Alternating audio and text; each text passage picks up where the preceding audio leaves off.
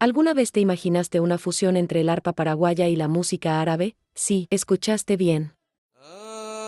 يا دان يا دان الدين يا دان يا دان الدين يا دان يا دان الدين يا دان يا دان الدين